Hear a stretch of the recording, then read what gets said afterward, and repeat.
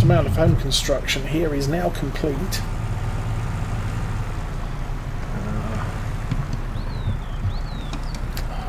Didn't lift, did it? There we go. We are expecting a new front door, which will finish off the new deck. Unfortunately, the person who built the house didn't do a very good job. The windows at front leaked, and the door frame is completely rotted. The old deck was pretty much ready to come down, so for safety it all needed to be replaced. Of course, contractor had to take off bits of siding where the deck had been, and took the time to seal everything up properly, so we shouldn't have any more problems with puddles of water on the windowsills downstairs. And then, because the doors are not standard size, they're short size, he had to do a special order on the front door. And that should be due to at least turn up at the place he bought it from on Friday. Which is it Thursday today? Yes, it's Thursday today.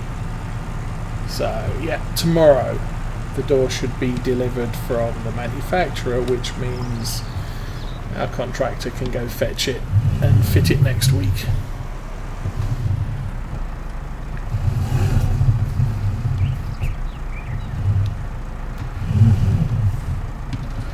And then the front of the house will be safe and fairly presentable.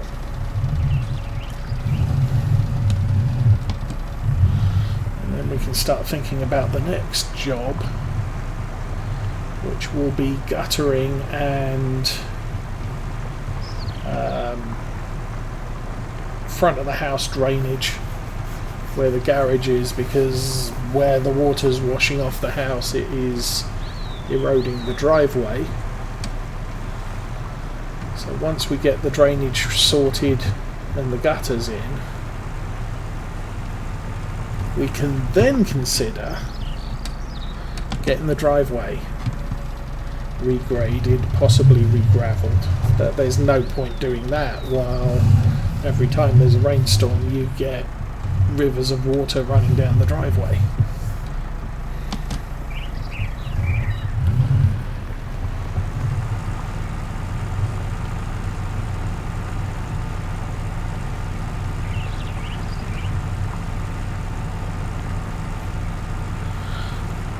I think the last job will be some close to the house landscaping.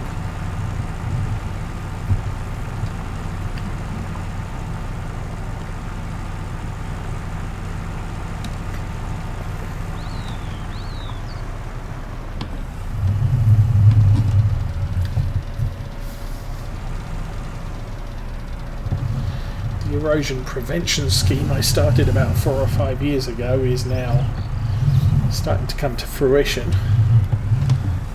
Planted a whole bunch of blackberry bushes along the side of the house, and they're now getting established enough where the root network is holding the dirt up,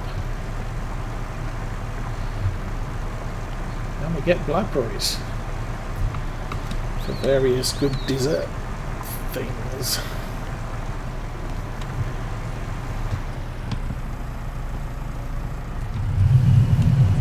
Something my dad used to do when he bought the house he's currently in. He put blackberry bushes in all along the fence between himself and the neighbour. He had a cooking apple tree, so we could have apple pie over the summer. We were right on a route to the local middle school, kids would walk past, and I'm guessing it got to the point where they were playing tricks on each other, because cooking apple trees are not so great to eat. Very, very sour. So there would be apples along the side of the property, with one bite taken out of it and then dropped to the ground because it tastes bad. And, obviously one kid does it and says, "Oh, that tastes bad. I'll play a trick on my friends." So that happened every year. We had a good supply of rhubarb until my mum got a dog, and the dog decided the rhubarb was really great because the leaves were the right size for her, and they were in the sun, so she could go out in the garden and pick a rhubarb leaf, lie down on it and sunbathe. And of course that doesn't really do the rhubarb much good.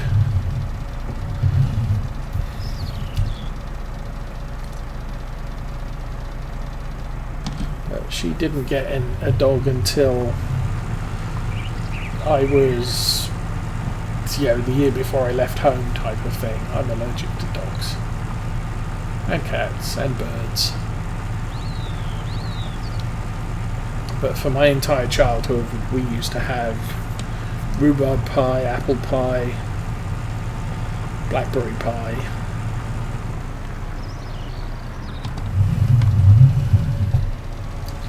As an option.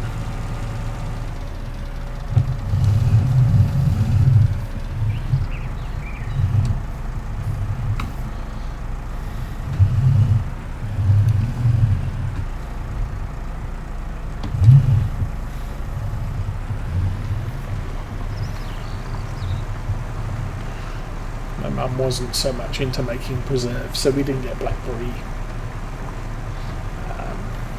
jelly or whatever. But pies are good.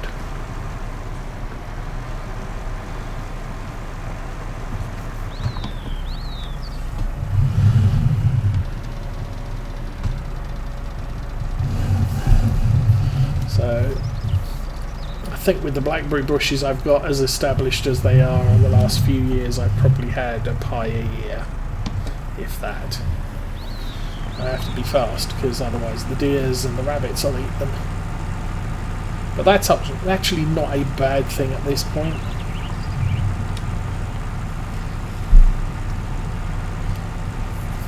Because I have about 3 or 4 more blackberry bushes than I planted.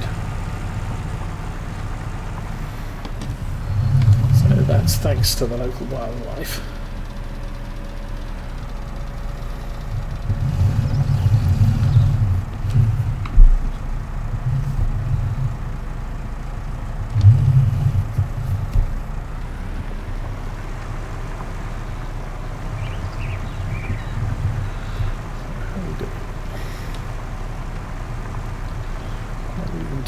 In the afternoon, it's coming up on 11 o'clock real time.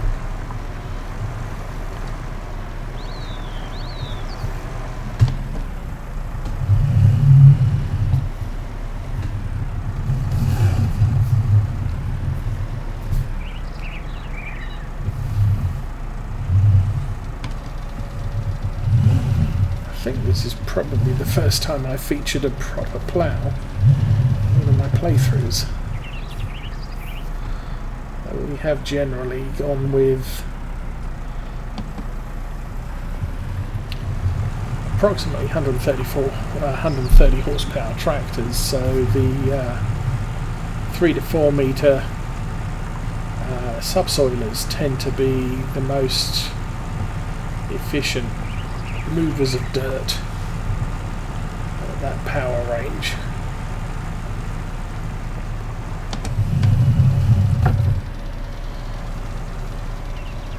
This one isn't as wide working width as a subsoiler, but it is capable of operating at a higher speed.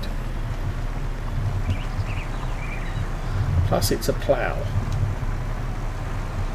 So can actually use this as a on contracts if I wanted to.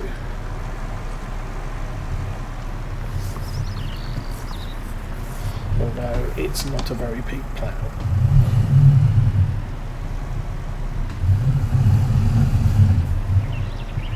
There are some big fields on this map. Well, big fields. There are some fields that it would not be advisable to plough with a 2.5 metre plough, should we say. I could do it, but it would probably take me most of the day.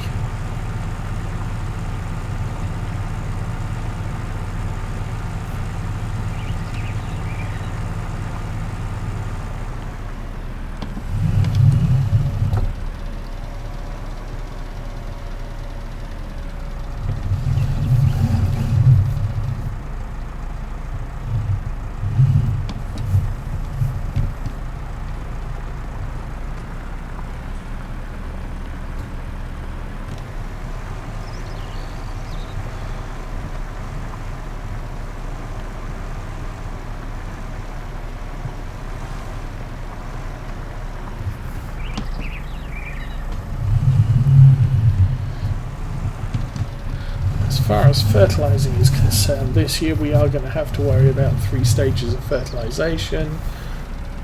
Attention, I think, almost definitely, because all the fields are reading as their last 2 years they've been fallow. So, as a storyline, we've just taken control of this farm, which hasn't been in use for at least 2 years, if not more.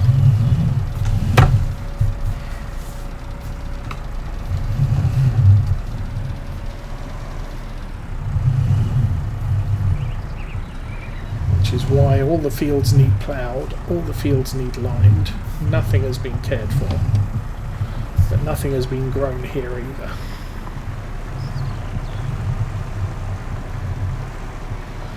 That being said, whatever's in the barn, probably not in great condition. If things have deteriorated that much. But we need the money, so we'll sell whatever we have for whatever we can get.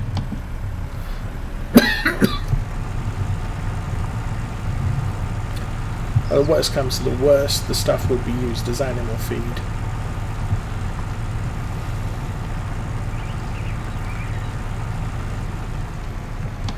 Even if it's, yeah, unfit for human consumption.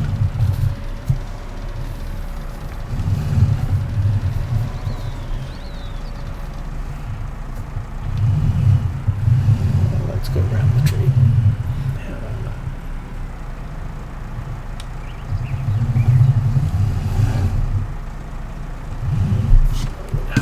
Camera and that worked.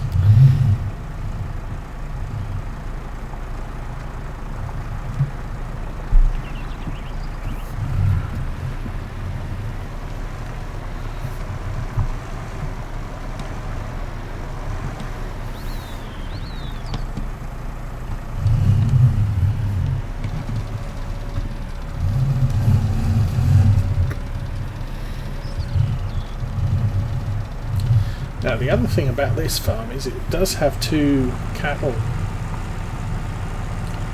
areas, one of which has facilities for milk and the other doesn't.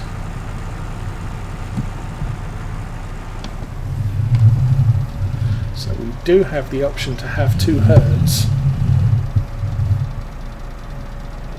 We'll fold that in. 1 beef and 1 dairy. Let's do a check on the map, see how that looks.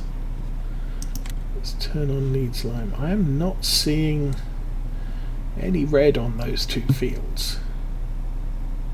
So next field we'll do is number 6. And then we'll move over 7542 over the coming days. Once they're ploughed and limed, they are good though. 3 stages of fertilisation are in effect. Everything's treated as harvested. Now these colours on the PDA or on the map are what you start with on a new game. But if I jump out here, our previous crop was fallow, our before previous crop was also fallow. So we are going to get no bonuses on anything we plant.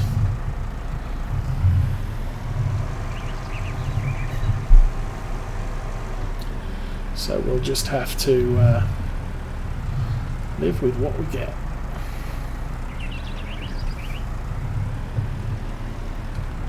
Once you've established crop into a field, then you want to try and stick to a rotation. If you just plant the same crop over and over again, your yield will drop to 90% on all subsequent years. But if you plant crops in rotation, you can get a bonus 20% yield, effectively a free bonus fertilization stage just for planting a crop that benefits from the nutrients your previous crop adds to the field.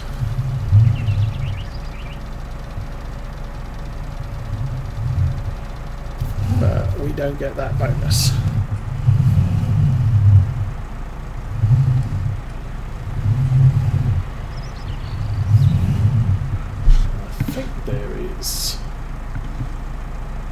There's an arable field over there.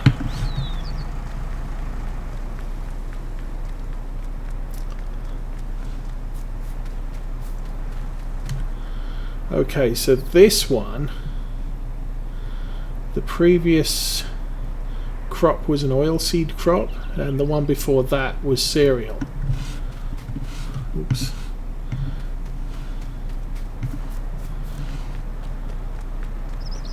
So if we went to our planner, let's run across the road and try not to get run over. Yes. And that's our planner. So if we said the previous crop was oilseed and the one before that was, so let's assume it was canola. So canola would get an 8% boost in yield from the wheat. We could put wheat, barley or oats in and get a bonus. We could put cotton in and just get one, no benefit. No benefit from sunflowers. Soybeans would be worse. Corn would benefit. Potatoes, not so much. Sugar beets, really bad.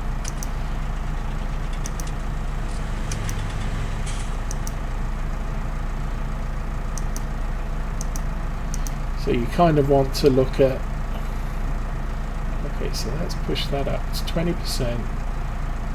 Put wheat in, it's 1.08. So probably a cereal crop, so you could put something like oats in.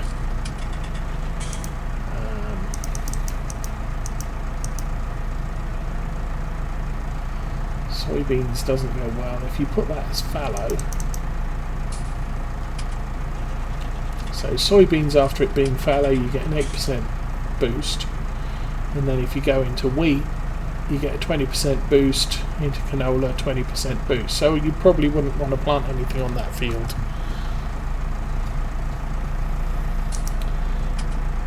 Or you could go with corn, but then corn followed by wheat. Wheat doesn't get any benefit from the corn being there, whereas it does from soybeans being there. What about potatoes?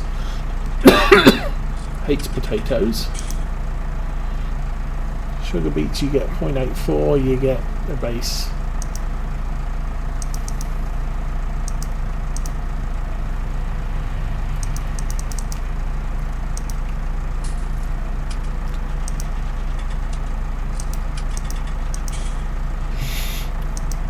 So yeah, soybeans, wheat, canola seems to be a fair progression to go through. Anyway,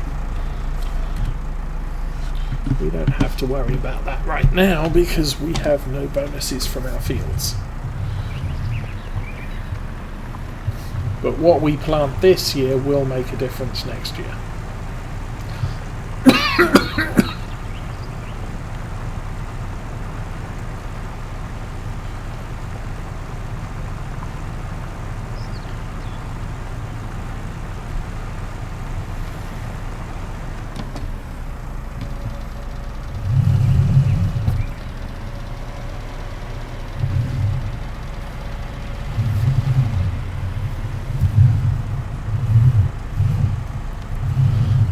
We'll have to watch that.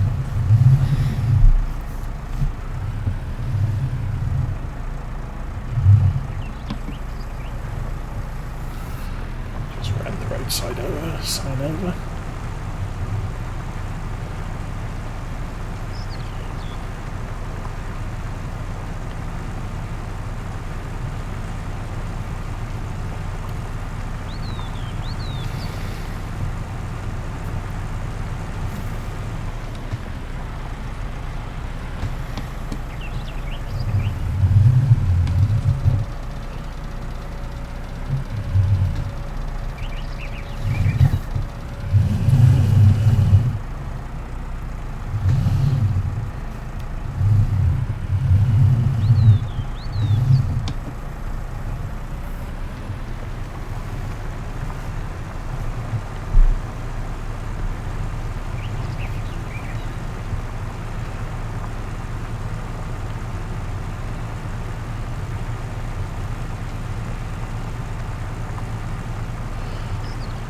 Putting grass in here does alleviate the issue I was having in the previous playthrough with trying to get the harvester around this field.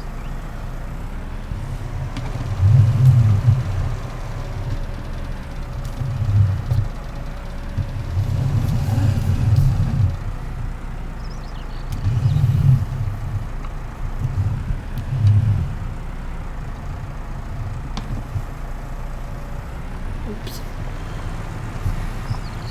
Shrub.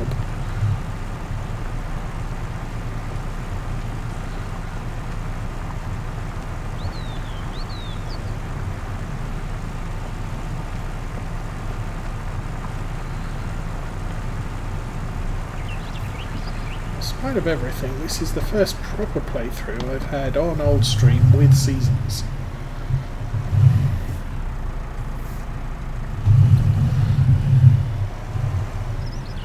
Because there was two versions of the Old Stream map on 17, and I started it once and they released the second version and I decided, okay, I'll play the second version.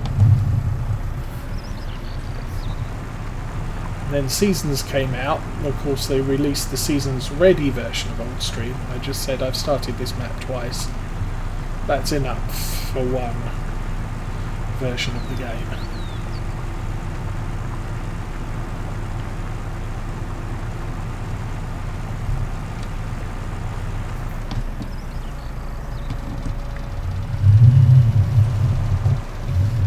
The other thing I haven't determined is what does snow look like on this map. That could also be an issue. But maybe... Oops. By the time we get to having snow, this map will have been revisited and be seasons enabled so that all of the buildings, all of the mod buildings, work with the snow.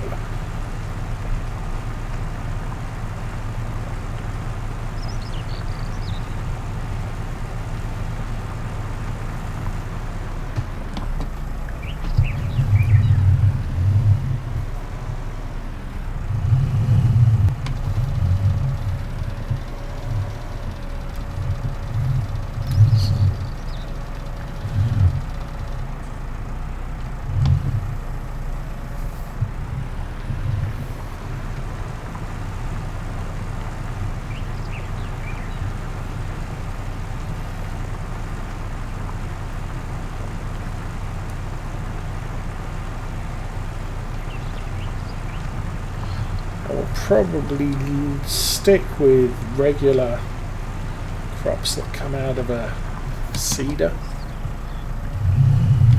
this year, so we only have the expense of one harvest header,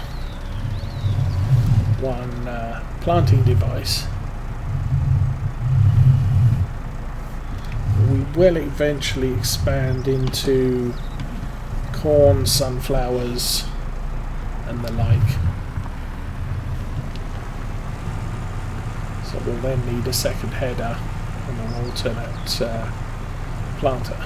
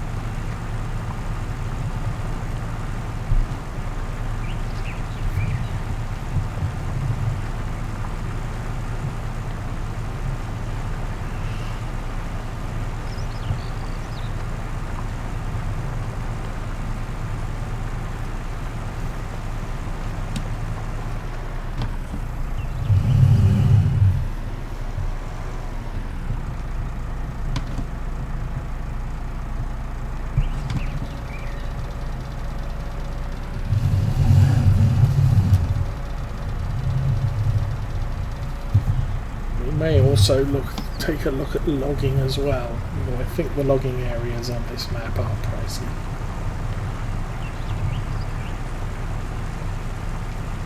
We'll take a look at that now. We'll keep going. I'll deal with what you miss later. Lands. That's an area of forest costs 81. That's actually not bad. That's very pricey. That's 167. Ooh, that's lots. 22 has a bunch of trees, but that's lots too. 24 has a bunch of trees, that's a lot. It's going to be ungodly amounts of money.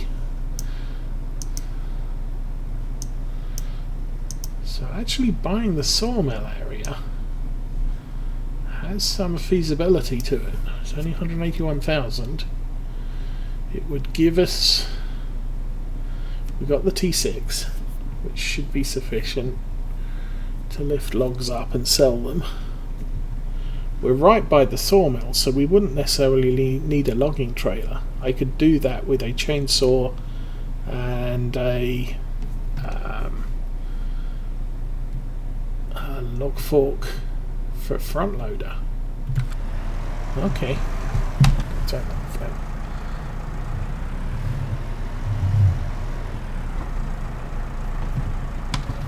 Oh, no, it was the right way around already.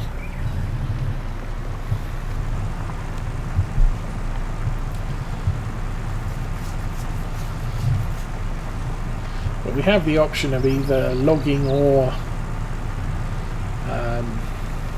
contracts to make some extra income for the year.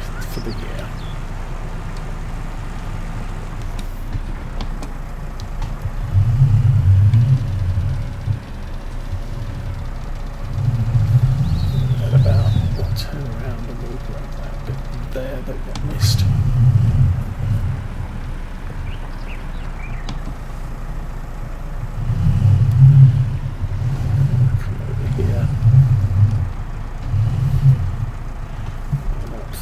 Row. Here we go.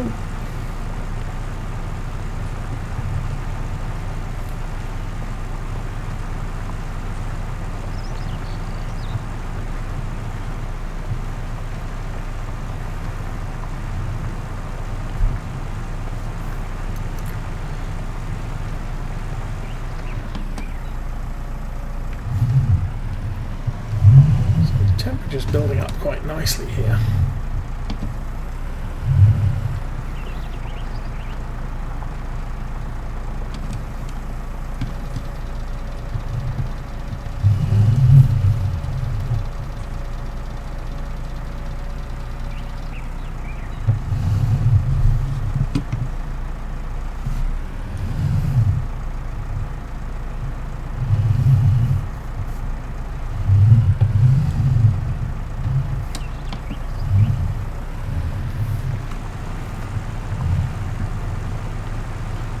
Looks like we're about maybe over halfway.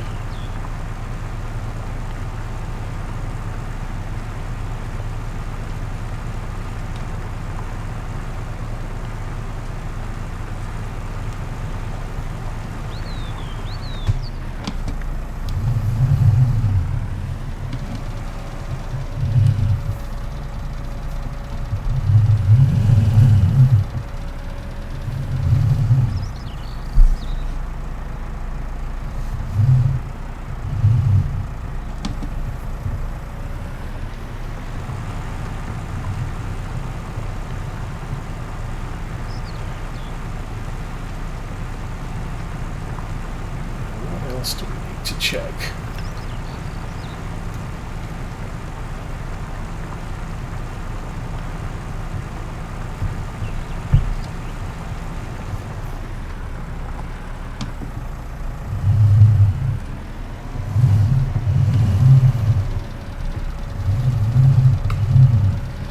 The other thing I'm not sure about this map is whether they can do bio-baled poplars.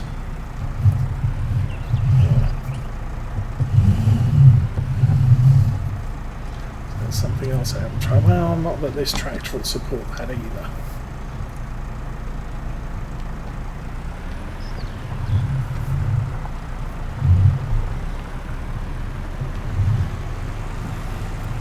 Because the bio-baler requires 200 horsepower and this tractor just don't have that.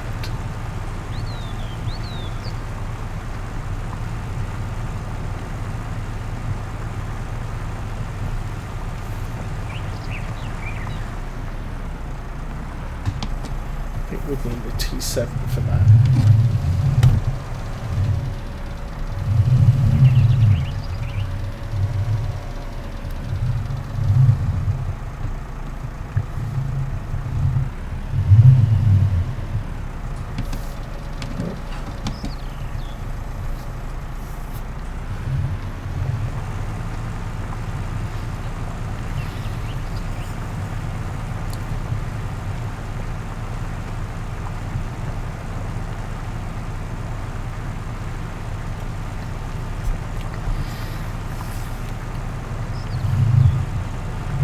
Future years,